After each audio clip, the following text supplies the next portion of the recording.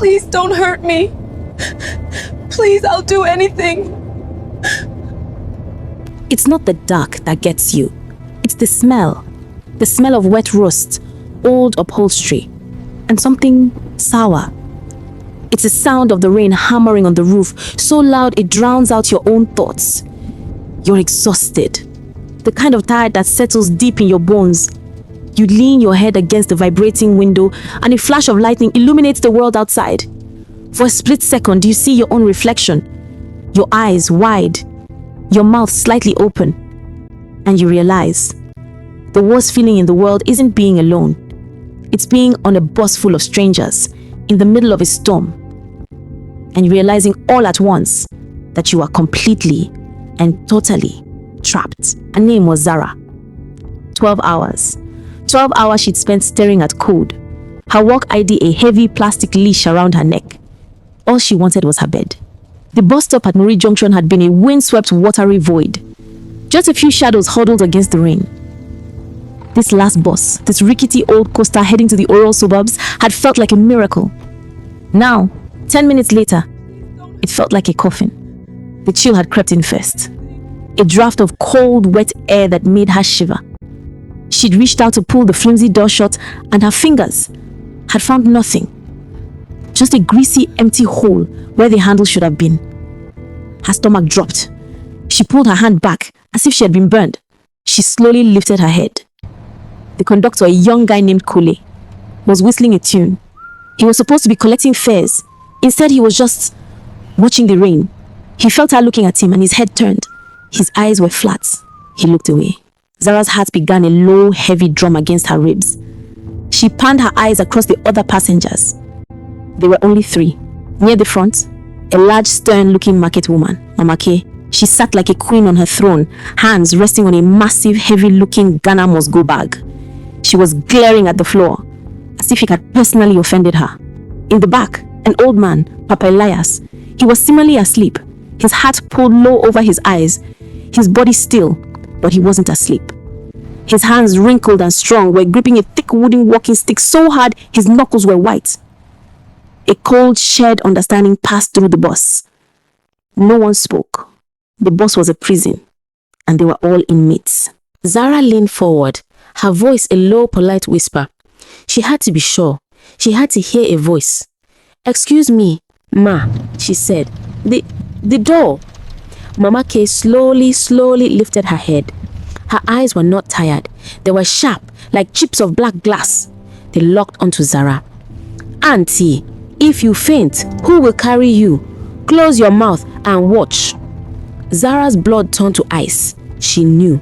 Mama K knew. Papa Elias knew. They were all just waiting. And then it happened. The bus, which should have stayed on the main brightly lit Oro Elu Expressway, suddenly swerved right. There was no turn signal. The bus left the smooth tarmac for a dark, unpaved industrial road. The streetlights vanished. The bus's weak headlights cut a pathetic yellow cone into the darkness, illuminating potholes filled with black water and the skeletal frames of abandoned warehouses. This was it. Zara's voice shook, but she forced it to be firm. This isn't the way to Muri," she said to Kole. "Where are you going?" Kole stopped whistling. He turned, and the mask of the bored conductor melted away. His face was hard, eager. "Shortcut, auntie," he said, his voice like gravel. "Too much checkpoint on the main road." "Alai, so easy, so smooth." From the back, the old man spoke. His voice was raspy but clear. "Shortcut? This road leads to the old abattoir. It has been closed for 10 years. Who are you trying to deceive?" The challenge hung in the air. Kole, angered, moved toward the old man, his hand slipping into his pocket. "Old man, I said mind your...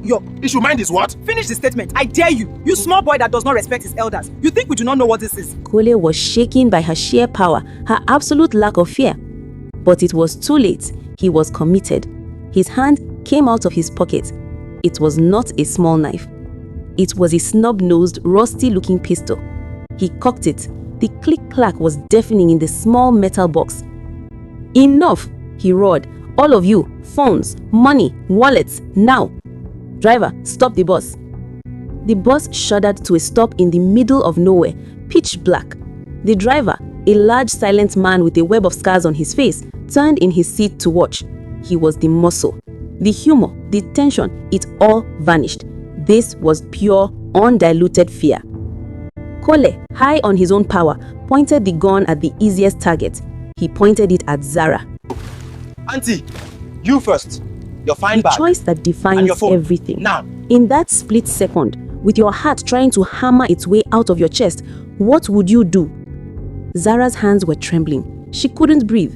She looked at the gun, then at Kole's empty eyes. She slowly reached for her bag. But Mama K was from the Oron market. She had faced down soldiers. This boy, she decided, was a fool. You. Auntie, you first. Your fine bag. And your phone. Now.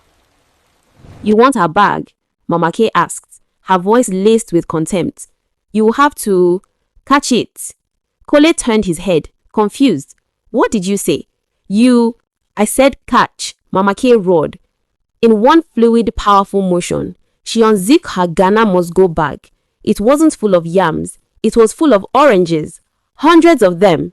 She grabbed a massive handful, a dozen at least, and hurled them with all her strength directly into Kole's face.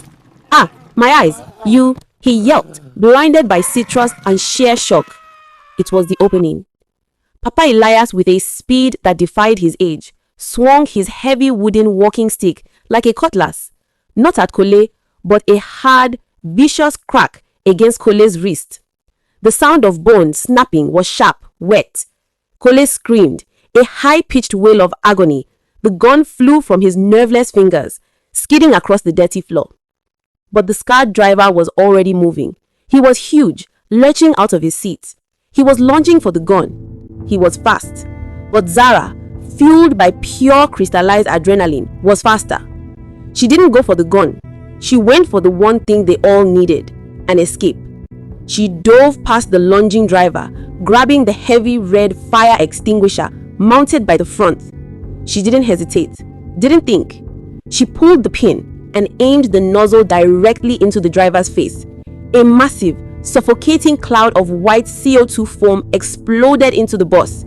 It was chaos, a blizzard of white foam, rolling oranges, and the sound of the driver roaring, blinded and choking. Papa Elias was at the jammed door, pulling on it. Kole was whimpering, clutching his broken arm. The driver, though blinded, was still a threat. He was flailing, a wounded bull, trying to grab anyone. He stumbled towards Mama K. Mama K. She reached back into her bag. She has spoiled my market, she muttered to herself. He will pay for it. She pulled out a single, massive, green coconut.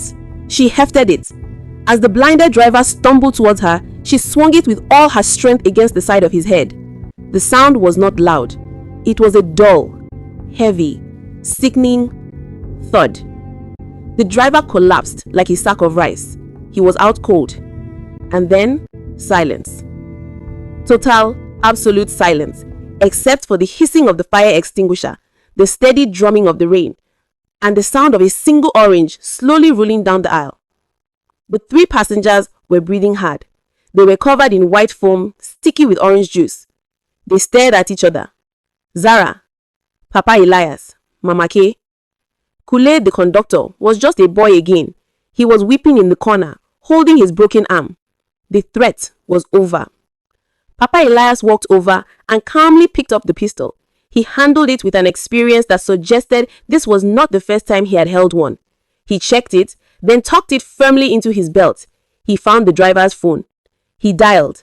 His voice was calm, steady, and full of authority. Yes, police. I am on a coastal bus on the old abattoir road. Yes, the one chance bus. Don't worry, we have detained them. And please, bring a tow truck and an ambulance. One of them will need it. He hung up. He looked at Zara, who was still holding the empty fire extinguisher. He then looked at Mama K, who was sadly inspecting her broken coconut on the floor. Ah, she let out a puff of air, annoyed. My snack. Now wow. A small hysterical laugh bubbled out of Zara's throat. It was a strange barking sound. Then Mama K chuckled. Then Papa Elias, a dry, rusty laugh.